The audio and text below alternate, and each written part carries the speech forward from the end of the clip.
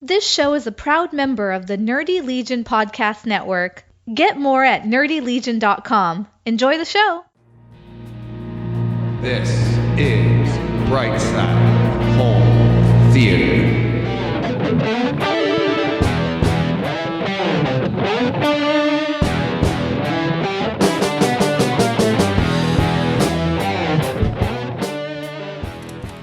Hey, home theater nerds, welcome to the Brightside Home Theater Podcast, the podcast about the fun that we have in our theaters, the experiences, the sights, the sounds, and this week, not so much about the fun. We'll get to that. We're going to get to that. This was a tough one. And you're going to hear me say that quite a few times, actually. So let's get to the pleasantries. My name's DJ. This is Brightside Home Theater. You can reach me on Twitter at BrightsideHT. You can email me at brightsidehometheater@gmail.com. And you can go to the website, check out this podcast, all the other podcasts that I've done there. They have links to videos. They have links to the sound, just the audio. And there's also a link to get to YouTube. If you're not watching this on YouTube, you can go there, hit subscribe, and that is brightsidehometheater.com if I didn't say that already. And there's also links there to go to Patreon. Patreon supporters, we'll get to that in a second, but if you would like to support the podcast monetarily, you can go to Patreon, type patreon.com/Brightside Home Theater, or just go to the podcast, click on the big red button to help donate. You can, Patreon will take any amount up from $1 on up, and they'll give most of it to me, keep a little bit for themselves, blah, blah, blah, blah. And it's a way that you can help support the podcast monetarily, help me pay for the streaming and all the programs I use, but not necessary at all. But this week, Well, we're moving on up. moving on up. I have a new Patreon supporter this week. Thank you to Vincent F. Vincent gets me off that unlucky number 13. I now have 14 Patreon supporters. Thank you to all 14 of my Patreon supporters. I really appreciate it. The money goes to use every month, believe me. And thank you. And another way to support the podcast, follow me on Twitter. Join in on the conversation. Sean this week is the new Twitter follower. Thank you, Sean. And thank you to everybody on Twitter. Having a blast over there. Lots of great conversations. I think it's the best place to have the conversations. I have a comment this week from YouTube. I just don't frequent YouTube as much. So the best way to get a hold of me is Twitter for quick conversations, or of course you can email me. I have plenty of conversations going on there through email, some private back and forth, whatever, but questions that don't really pertain to the environment. So I'll answer questions on that as well. But I like to keep this podcast to the environment. There, obviously, we know the HT guys and AV Rent, they'll answer your questions on gear and tech. So I leave that to them in the podcast form. But I'm happy to answer them. And if I can't answer it, I direct you towards them.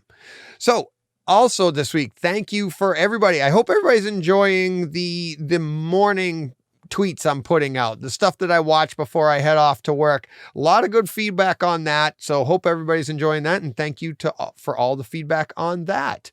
Let's get to some listener comments this week. First up, we have a question from Francis. Francis asked, I don't know whether you are a 3D movie fan, but which ones blew you away for its size, for its 3D let me start that again. Blew you away for its 3D, and are you going to do an episode on your top 5 3D movies? A few of mine are Gravity, Dread, Avatar, Doctor Strange at the beginning where they're fighting on the buildings with the perspective always changing. And I replied, my top 5 are Avatar, Dread, Gravity, Spider-Man Into the Multiverse, and Alita Battle Angel. And some of those could be interchanged except for probably the top 2. Those kind of are locked in for me. Avatar, I don't know if I just call it because it was the first really great one, and I have a hard time coming off of that being the best 3D experience. There's just so much in that movie that's just so great in 3D. Actually compared it to the 4K, and the 4K on that is excellent. Dread is just so good, and so is Gravity. They're just but I think Dread's just a little bit more dynamic because of the comic book atmosphere that they can do a little bit more, and it was very artistically done. There's a lot to that movie if you watch the extras on Dread and listen to the commentary. There was some technologies developed and invented for 3D wise for that movie and because of that movie. So that's why I have that at number 2. Gravity's number 3. It is really the way to watch that movie. It's that depth of field, especially if you watch it with the silent version without the sound, which is what it's like in space. That's fantastic. And Spider-Man into the Spider-Verse, sorry, not multiverse, Spider-Verse is just, that's a piece of art. The way that they did that in 3D, and there are times when I'm watching the 4K version that sometimes it even looks 3D the way the art was drawn. So then when you see it in 3D, it really pops out. And then, of course, Alita Battle Angel, another one which is so heavily CGI'd, but much like Dread, is just it's a work of art as far as 3D goes. All of them look great in 4K. I don't believe I've seen Gravity in 4K yet. Maybe I can't remember if that one's in 4K because it's so heavily great in 3D. But I think I just did my podcast on my top 5 right there. But I probably will revisit in the future, maybe have a guest on that loves 3D as well. I know a few, and we'll talk about that. So thanks, Francis. Great question. YouTube comment talking about Zack Snyder's Sucker Punch says, I love this movie. It's so unique, have both theatrical and extended cut. Don't understand why so many people hated it, but don't matter. I loved it. And that comes from Jonathan Marshall over on YouTube. Thanks, Jonathan, for the comment. I love all the comments I'm getting over there. People commenting on my t-shirts. People are sending me their gear. It's YouTube's doing really well for me. I'm really enjoying it. Expanding our audience, having a lot of fun with that. So thanks, Jonathan, for that. I love that movie as well. I have another comment coming up on that, so I'll talk more about Sucker Punch in a little bit. We have Steve George at Brightside HT on the lookout for some new confectionery lines for at hashtag Cinema George. Guess what I found? I'm proud to announce a new line for the snack bar, his personal snack bar, that is. And the good news is that if you look at the expiration date, you've got plenty of time to pay me a visit. And he sent pictures of Junior Mints. He knows that is my favorite, my go-to candy when I'm watching a movie. My popcorn, my Junior Mints, and my Coke. Perfect. And I don't indulge in those all the time. Otherwise, the amount of time I'm in my theater, I probably wouldn't be able to fit in this chair anymore, or into the theater. But when I do, those take me back to being a kid. Just that feel. And now George has those. Flight restrictions are loosening up. Who knows what could happen? I might be dropping in on, taking a trip over the pond, as they say. That would be so much fun. That is a goal of mine, not just to Steve's, but I'd just love to visit theaters and have that be a part of this podcast. So we'll see where that takes us. But the Junior Mints, George, yeah. See, you got 2 first names, Steve. The Junior Mints are very enticing. But you don't need Junior Mints to get me over there with the neatness that you have. Cleanliness is next to godliness, my buddy. All right, Adriano, a movie that a lot of people would say is way too much style over substance. To that I say, why the hell not? Give me all the Zack Snyder spectacle. Adriano the nerd commenting on Sucker Punch. I know, I can't. How do you look at a piece of art and say too much style, it's art? There's no such thing as too much style and not enough substance. The style is the substance. That does not make sense.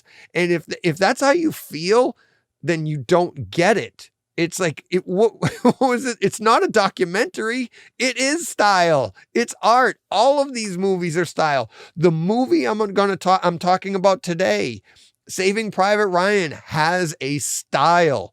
It's not as stylized as Sucker Punch, but it has a style. It has a feel. It's supposed to feel like a movie from the 40s. It's supposed to feel like almost documentary like from the 40s. But that is a style. There's a reason that they shot it a certain way. There's a reason people use film like Quentin Tarantino over digital. It's style. Don't ever come to me and tell me something has too much style to be a movie. That is the point.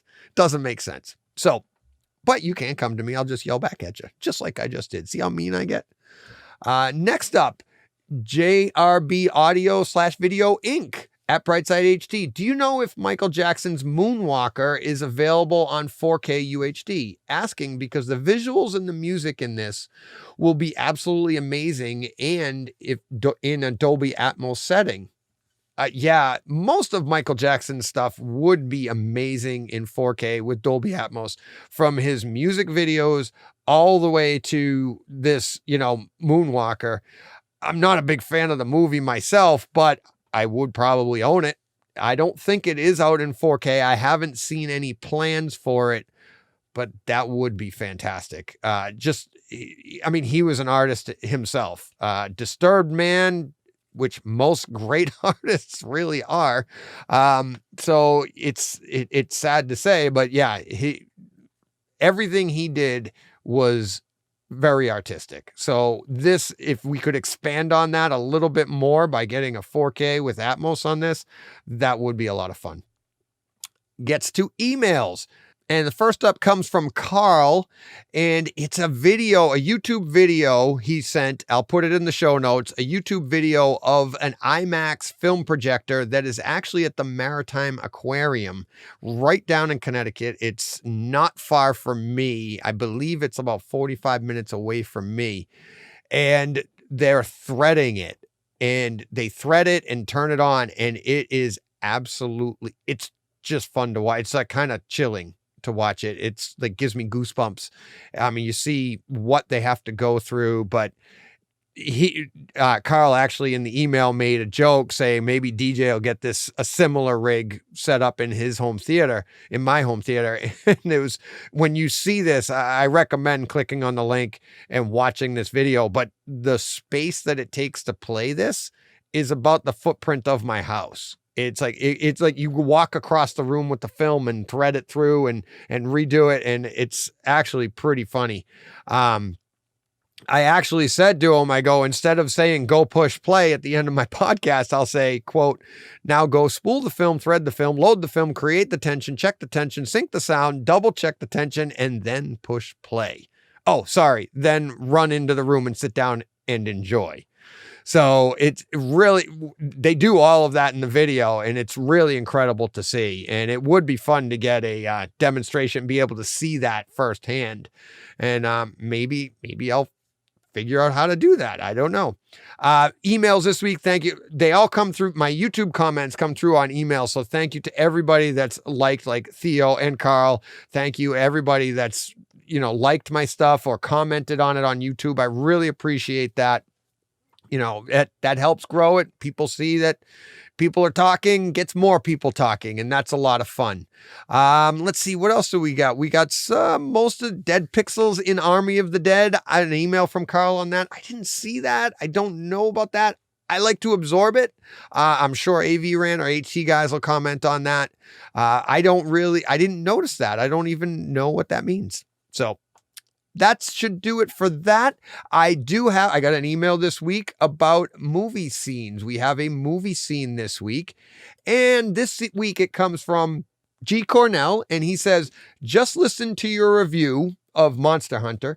You didn't mention the scene, so let me, where I hit pause to look for a few seconds at 47:39. What I would put on if a pro calibrator was over and evaluating my projection. Excellent color, natural, fully saturated, and well lit. Mila's face is razor sharp. A 1080p disc was being played for the image that he sent. So yeah, I love that movie, and there's some really crisp pictures, shots in that movie, and especially her. I didn't mention this scene, but I know I mentioned one scene in particular where they got in close on her eye, and that was fantastic. So, thanks, G. Cornell. Really appreciate that. That's all I have for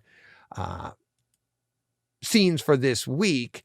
I'm a little hesitant right now because I've got to get to the movie for this week, and as I stated earlier, this was a tough one.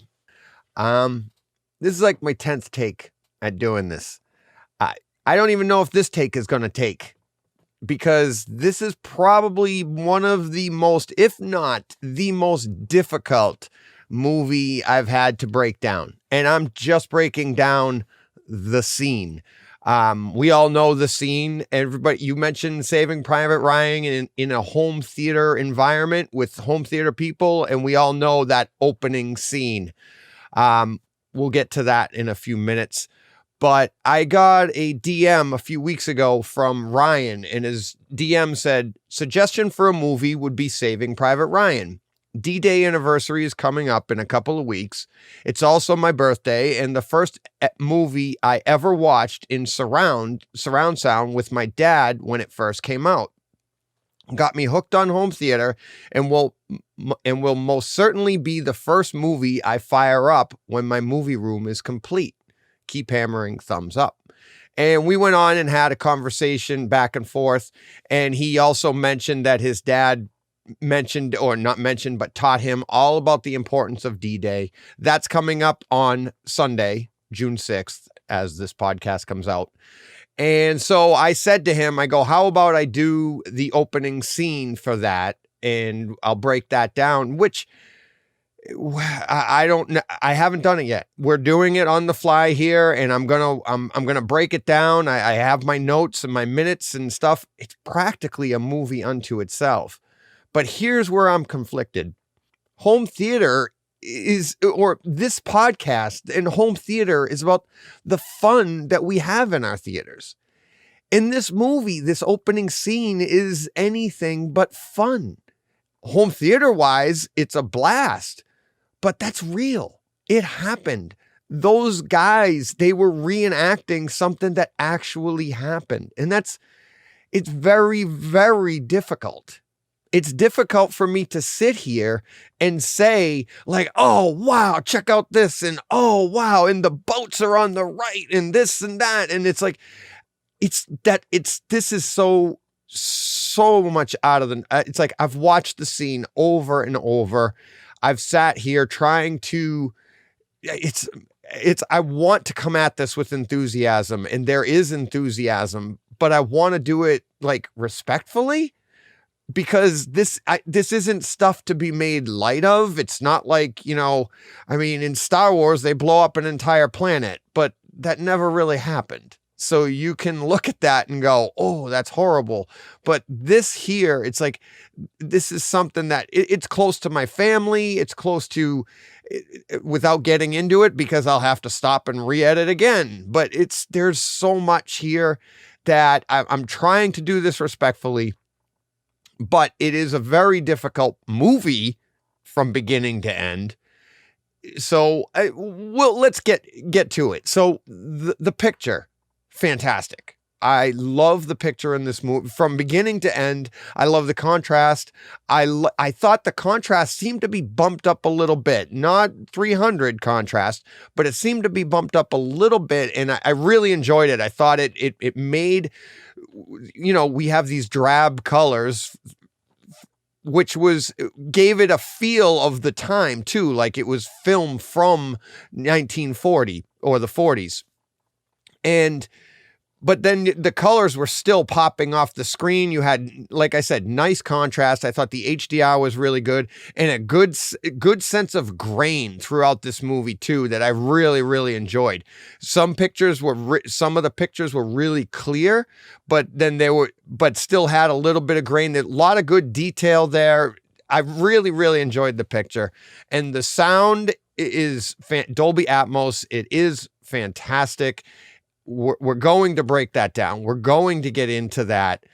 But like I said, it's like, it just, the way that Spielberg used the sound here, the way that he moved it around the room, giving you the sense of being there, which is awful. It really brought you in, and it brought that emotion out of you of fear, of anguish, of like sympathy for the people that went through this, the people that survived it. There were times I'm looking and it's like, I won't get into that until we get into, well, obviously not spoilers because most people have seen this movie. If you haven't, please do. But I feel funny saying it. Popcorn's popping. Let's have some fun. Let's get into some of these scenes. It's like I said, it's like this movie, it's like we start the movie obviously with, all right, popcorn already is popping. It's Private Ryan. We know that. But the first time I saw this movie, we didn't know that. And they kind of allude to the fact that it's Tom Hanks's character. His name's John, I believe. You think it's them because they do the eye focus or focus in on their eyes. But it obviously we know it's Matt Damon's character, Private Ryan, and that's emotional. But then at 4:30, we're on the beach, and you can hear the waves coming in when they focus in on his face, on his eyes at the cemetery in Normandy, and you get a little bit of a feel of transition there. But then you hit the beach, and apologize, we didn't hit the beach. Little disrespectful for the people that did hit the beach. So we're on the beach there. You can hear those waves going, and as the sound pans off of the beach where the waves are crashing, you get the sound moving off to the right as they go in. Then at 4:52, that's at 4:30 when we first get into the scene. At 4:52, we're watching the transport boats come through the water, and it's really nicely done how the front of the transport boat is on the right side of the screen, and it's crashing against the waves as it's plowing through the water. And the way there's nice bass there, there's nice sound there of the waves crashing off to the right. They just keep going. But then the camera pans to the left, so the front of the boat is going to the right, and the sound pans appropriately. Now the sound is a little bit off screen. Pretty cool. Then we get inside the boat. We get inside the transport boat, and we're looking at Tom Hanks here, and he's got his canteen. His hands are shaking, theme throughout the movie, until they finally don't shake anymore. Sad. But the sound of the canteen, it's very, very clear, with everything that's going on. It's like very centered, very clear. That was really, really well done. And then at 5:23, the camera's panning through the soldiers, pulling back, and off to the left side, you hear a soldier start to vomit. But he's not on camera yet, but it's like perfectly placed. And then as it pulls back, he's now on and he vomits again. And now you can hear, but it actually moves a little bit more to the center, the sound of him. Then a soldier on the right side, he goes, and you hear that, and that's on the right side of the screen. And we're still inside the transport boats, but you can hear all the explosions around the room. This is where, right around here is where it really starts to pick up. And you hear those deep bass rumbles of the explosions hitting the water outside the transport boats. And what I thought was really well done is that they moved the sound, the emphasis of the explosions, to whichever side the soldier was on. So if they showed a soldier and he's right up against like the right side of your screen, which would be his left. So he's right up, and the wall for the transport boat is right to his left, which is your right side of the screen, right? The sound of the explosion would be favored to the right side of your screen, like it's on the other side of that wall. Then the camera pans over and you see a soldier on the left side of your screen with the wall up against his right shoulder. And the sound is more heavily panned to the explosions are more heavily panned to the left side of your room.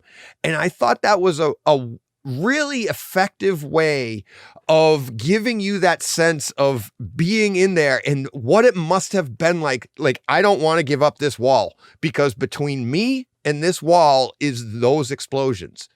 They very easily could have done an a la Twister thing and just had explosions going off everywhere. And that's going to happen. We'll get to that. But they very easily could have done that. But instead, I really think Spielberg did this on purpose. Sound designers did this on purpose to give you that sense of the soldiers like, I don't want to leave here. I don't want to leave this. Between me and this wall is those explosions. And I don't want that to, I don't want to leave this wall. It really, really well done and gives you that sense of dread that must have had. Then we get to 6 minutes and 20 seconds. The whistle goes off. The gate drops down and the explosions get louder.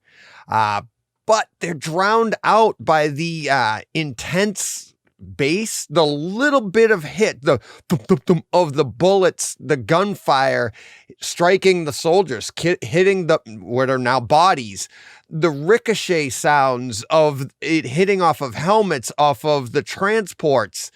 It's all just for like 6 seconds until we go inside one of the turrets and the gunfire from the turret.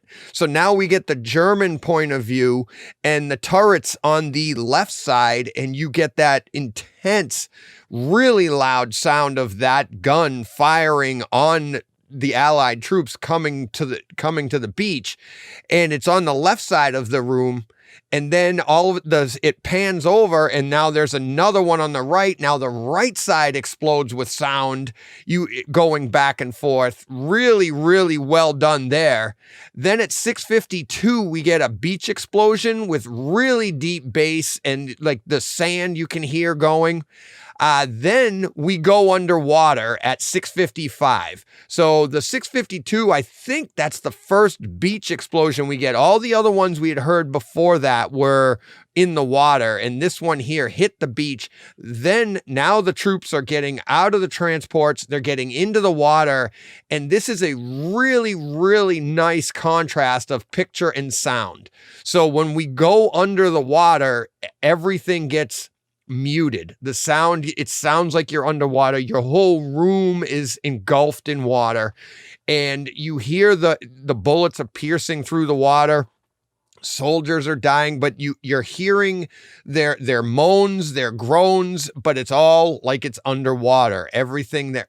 And then we get that little bit of, we pop up above the water and you get the sound like that. Like all of a sudden everything's crystal clear, but so is the picture. And there are a couple of frames where actually you're seeing both. You're seeing above the water and below the water. So you get a really nice sense of the clarity above water and then the clarity, how murky things look under the water. But then you go back under the water again. And then you come back up again. And it's the contrast. This is where I said earlier, the picture I thought had an extra bit of like a little bit more contrast boosted throughout this movie. And this is where it's really evident because you just get that nice, contrast between being underwater and above the water. Really, really cool. Really well done there. At 7:45, we get ricochets and explosions. So now the troops are taking the beach. They're getting closer, and we have those iron crosses in the water, but they're on the right side of the screen. And you're hearing the bullets that are being fired at them ricochet off of that. But there are explosions going off that are being lobbed over them. They're going off in the water on the left side of your screen. So very, very intense. There's also a nice bass rumble throughout, and it's not consistent. It's not just a boo. It's the floor under you is going in different bass notes, like boom, boom, boom, boom, boom, boom, boom. Just like if you were on a beach that was being pelted with, armor or whatever, the bombs, everything that's going off. Just really, really crazy sounds. But if you watch this over and over, you'll be able to pick out all the different sounds that are going on. With the first time you see it, it's so overwhelming, but watching it over and over, it actually gets more emotional because you see things that maybe you just didn't take in before. At 8:30, we get back into the turret nest and the exchange of gunfire there. We have now this time we're back in the turrets and it's firing and firing, but the second one is off to the right. And because it's further away, it sounds like it's further away. That was kind of cool. Not cool, but cool. You know what I mean? Like I said, this is very difficult.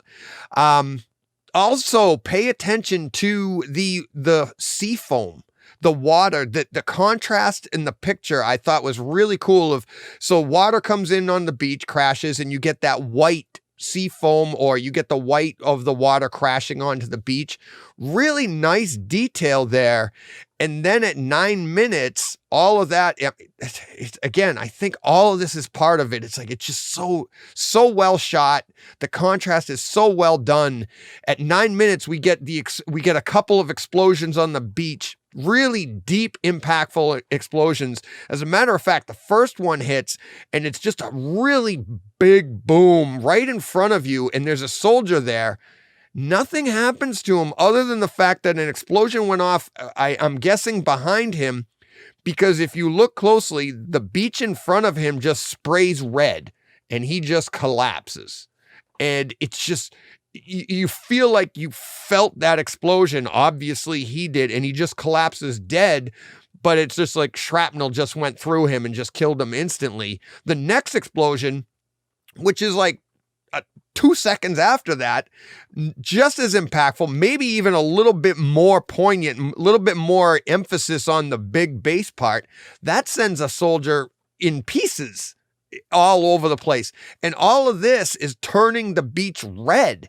So that, in contrast to what I just said earlier about how the ocean and you're seeing the white waves and everything, well, now the beach is red. We're seeing red in the water, and here comes Tom Hanks up onto the beach.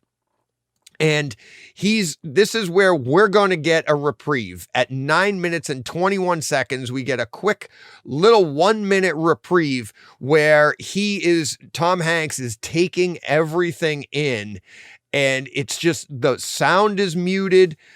What he's looking at isn't muted. It's a little bit shaky at times, but it's very clear. He sees people exploding. He sees people being shot. He sees flamethrowers, tanks exploding on their backs. He sees a transport on fire, men on fire, all of this going on, but the sound is muted. And like I said, when the flamethrower explodes, it's still, you can hear it. It's just all muted. But I really feel like Spielberg did this to give us a break, for us to take this all in. In this scene here, I believe, is where he sees a soldier walking with one arm missing, and he's looking for his arm. And I saw that in the theater. I saw it every time. My wife's grandfather lost his arm at Battle of the Bulge. And all I can imagine is that's what he went through. And you're like looking at these soldiers, and you're like, the ones that died instantly, you're like, ooh, well, that was good for them. At least they didn't have to suffer. But now we're seeing all these soldiers suffering, and those sounds are panning appropriately. They're going by soldiers that are screaming, and it's panning across your room. I mean, it's just heart-wrenching.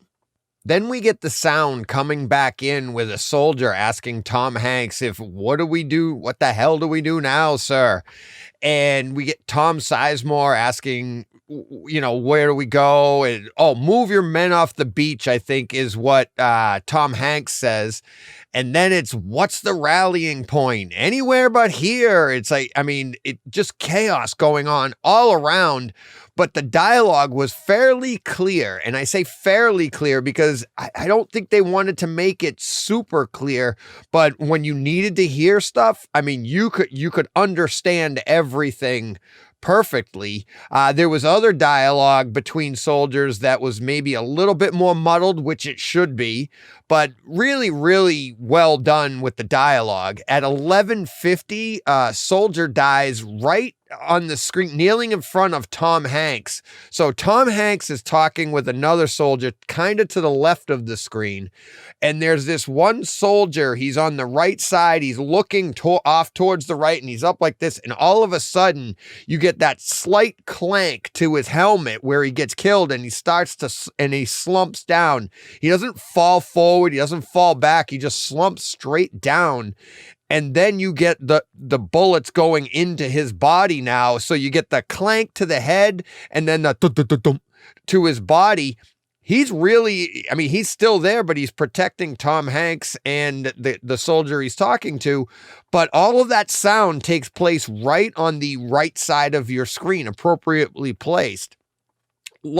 That's a lot of detail for what's going on in the scene. And I'll get to, in a few minutes, I'll get to one of the coolest things that I think really brings this all together. But at 12:50, we get another deep explosion that really rocks the room.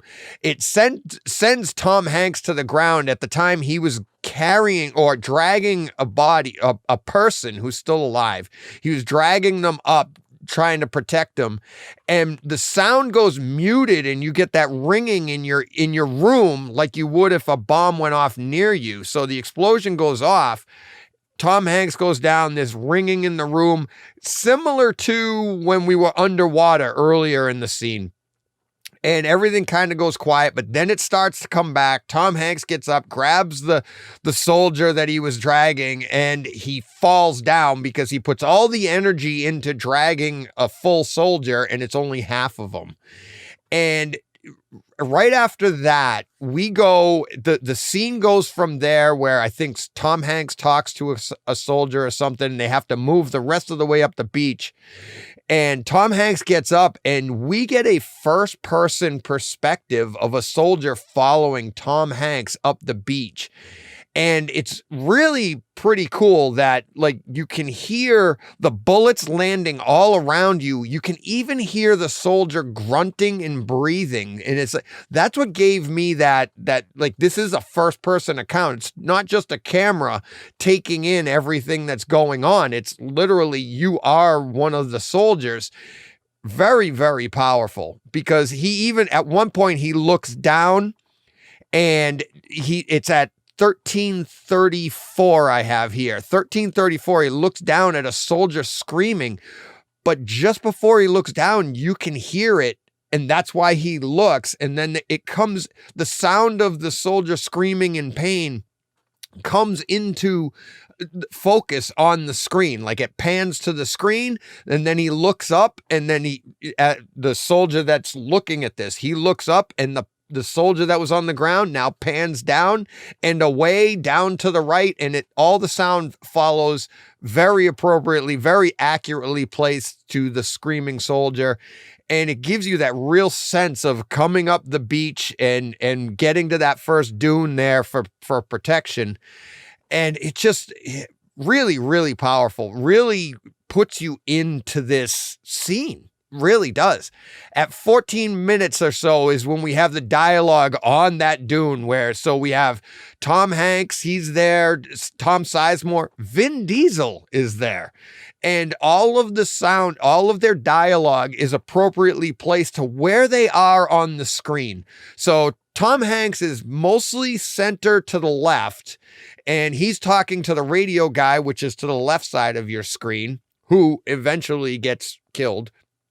And you have Tom Sizemore, he's way off to the right, and they're yelling back and forth to each other. And as Tom Sizemore, he makes his way over. This is all throughout this scene, but pay attention to the dialogue and the location of the voices. It's very accurately placed. Even, like I said, Vin Diesel's in this scene, and he's way off to the right, and he starts yelling some instructions or what they need to, what he's needs to do. And that's what further off to the right. So not only is it nice, like off scene or off to the right, but it's like if you're 3/4 to the right, that's where the voice is placed. So they did a really good job with that. And then they all start yelling, Wade, because Wade's the medic, which is Giovanni Ribisi. So they need to get him into the group, and they're like, get him off the beach. So they go to the shot at 15:34 of Giovanni Ribisi, and he's stopping the bleeding on a wounded warrior down on the beach. And he's like, we stopped the bleeding. Clang. And that the soldier that they were working on took a bullet to the head, right through the helmet. And that clang is so clear. It's not loud, but it is definitely clear with everything going on. And that just sends Giovanni Ribisi into this, like he worked so hard to stop the bleeding. He yelled it twice. We stopped the bleeding. We've stopped the bleeding. All right. Like they saved him. Then he takes a bullet to the head, and the frustration. This is a scene within a scene within a scene of just Giovanni Ribisi's frustration and the frustration of what is going on. And there were like 3 or 4 medics, Giovanni Ribisi being one of them, working on this guy. Any one of them could have been next, gone, or all at the same time, the way the bullets are flying, and just how they depicted that scene right there. So they get Giovanni Ribisi off of that scene. They pull him off of there. They get him up to the dune, and his frustration, and he's like overwhelmed with emotion, and you can hear that. But there isn't time for that. There's no time for that. We have to pan off that. This is the way this battle is going. We have to pan off to another scene. So you've got Giovanni Ribisi, all like you can hear him huffing and holding back emotion, but it pans off to the right because the camera's panning off to the left because we've got to keep on moving, keep moving forward. That's what this is about. That's what was going on that day. That's what's going on in this scene. They did a great job of bringing us into this. And to give you an idea of the scale, so I'm using 1640, but it's throughout this entire thing. But check out at 1640, the crazy low end sounds just booming away underneath all of this chaos. And the dialogue is clear to organize all it, for them to organize and move in, because they're going to have to go underneath, and we'll get to that in a minute. They got to get underneath the bunker and everything. But there's a crazy deep rumble that really adds to the depth and the scope of this entire scene. So it's kind of like a version of audible, I call it audible perspective. So when you would want to do a drawing, and you want to do a perspective, create perspective in a drawing, you say you drew one person and you drew him really small. Well, you have no perspective because he's just a single person on a page, little stick figure, right? Draw a big stick figure next to him, and now it looks like that little one maybe is further away. And then if you draw a line to it and you create that depth of field perspective, you can do the same thing with sound. What you do is you make the sound maybe a little smaller by taking away detail, muffling it a little bit. And that's what's going on throughout this entire scene. So if you just had all these nice, sharp explosions going on and the bullets flying around, all around you, very sharp, very distinct. If you just had that, it would feel like it was a smaller battle, like it was right there. But the depth of sound going on here, there's bass rumbles going on, giving you the sense that there are explosions going on miles away. There are sounds of bullets landing that are further away. Listen to the detail in the lack of detail in some of the sounds, giving you that sense of this one here just landed right next to my ear. This one landed a ways away, and listen to the ground rumble underneath you. All the while letting you know that stuff is going on for a great distance.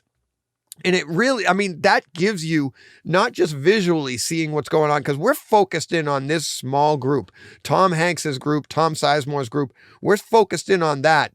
But this was a giant battle going on in the beach. And instead of shooting that entire thing, they gave it to you with the sound. And it really, it's really really well done, really impressive, and pay attention throughout. You'll hear it at different times. It gets loud. I mean, like I said, it's not just a single bass rumble. It's variable, boom, boom, boom, boom, boom, like a thunderstorm coming from a distance. Only this isn't a thunderstorm.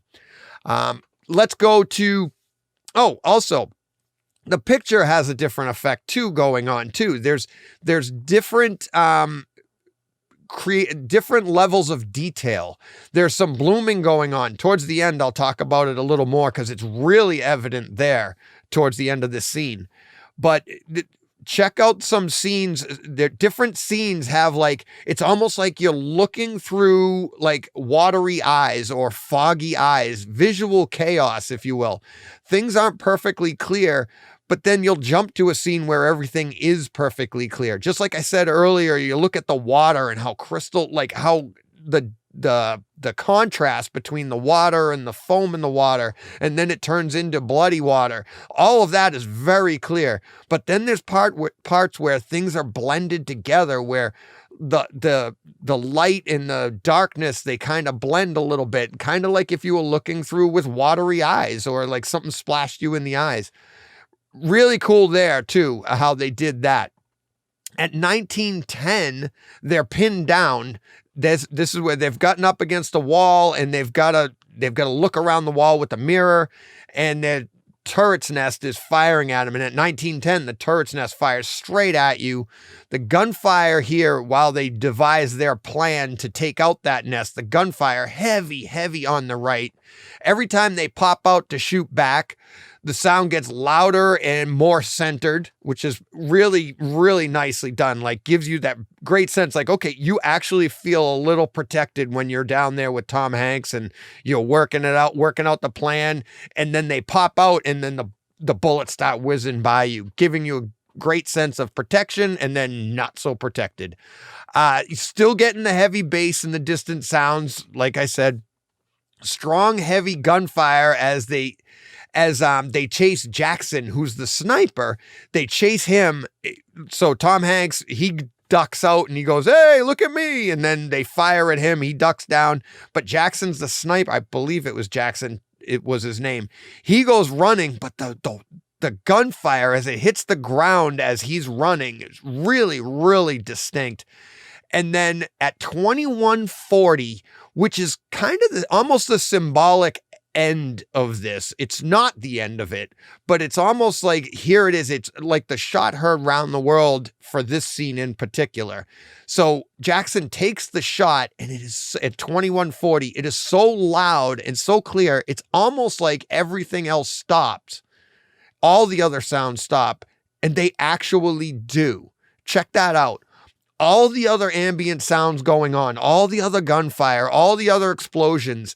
You see the actor playing Jackson. He says like quick prayer or something, like I can't remember what it was. I don't want to ruin it, but he says something. Then he pulls the trigger, and you get that really deep bass and that subsequent ring of silence after the shot. Everything else goes away.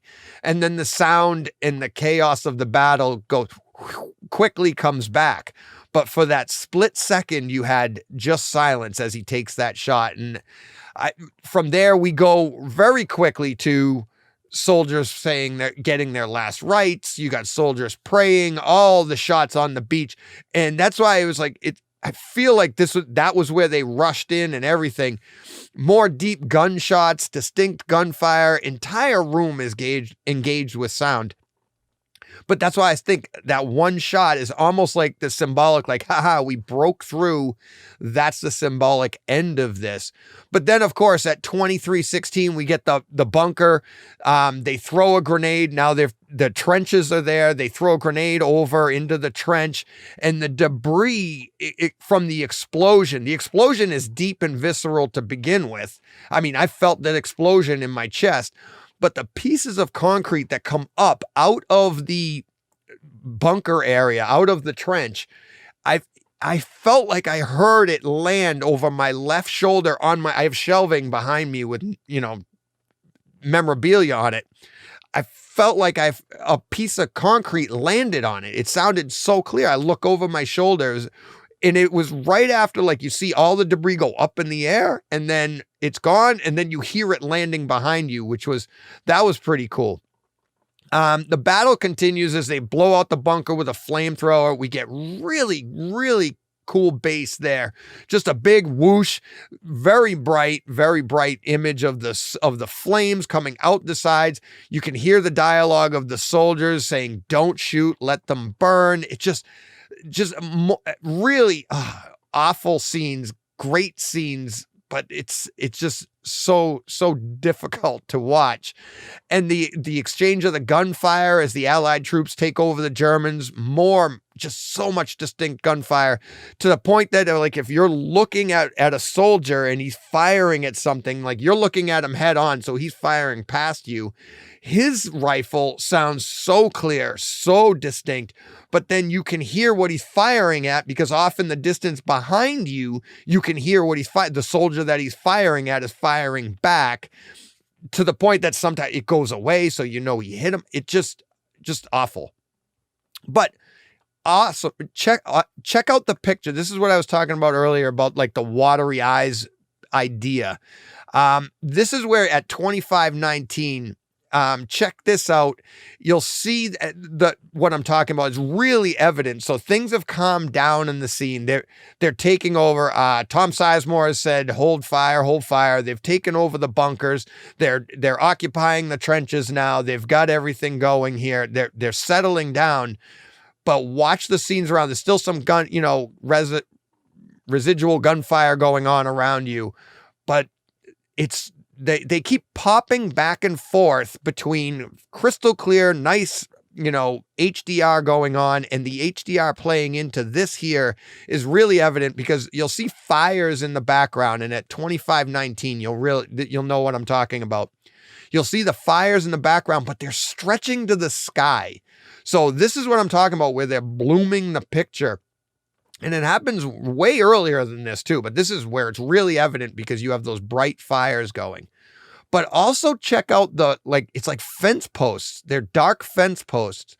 Check those out too, because those are also being stretched to the sky, but they're dark. So you'll get a dark stripe going off the top of them. So your entire screen the light is like, it's stretching from top to bottom. Really cool effect, because I feel like that's something that I didn't notice on the Blu-ray before. I noticed the fires before, but I didn't notice how much detail there was and how much blooming was going on. But I thought that was a really cool way to bring you in and give you like the visual of a soldier, like, just trying to take all this in and how it's blending. And it's got to be, whether it's tears in your eyes from surviving, whether it's tears in your eyes from what you've lost, whether it's debris in your eyes and your eyes are watering, whatever's going on, it really is, giving you that sense. And then on top of that, they're flipping back to just crystal clear. So it goes back and forth here and there, depending on where the shot is at the time. As for the action in this scene, this is one of the most difficult scenes I've ever had to break down. We love our theaters because they offer us an escape from reality, a place where we go to have fun, enjoy the technology and the artwork of picture and sound, I love getting it. We all love to tinker. We love to deal, upgrade our stuff. But so we love our theaters for that. But when we sit down, it's an escape. But every now and then we're given something that crosses over and it checks all the boxes. And this is one of those scenes. This is one of those movies. It's like, really, from this scene on out that's the fiction. But this scene that I just broke down is not fiction. So it takes something that actually happened and reenacts it in a way that, in most movies, if this was fiction, we'd be talking about how cool this was. And I have a hard time, as you could tell, I've had a hard time breaking that down. It's like, it's tough. And it's like to think people went through this. And it's like, I just hope I did this scene justice. I'm like, 77 years ago, people died. And it's really tough for me to call it entertainment, but I can call it art. Art is supposed to stir emotion, and this certainly does for me. Happy birthday, Ryan. Thank you for the suggestion of Saving Private Ryan. And thank you to all those that serve, have served, and the ones we've lost. I'll be back next week.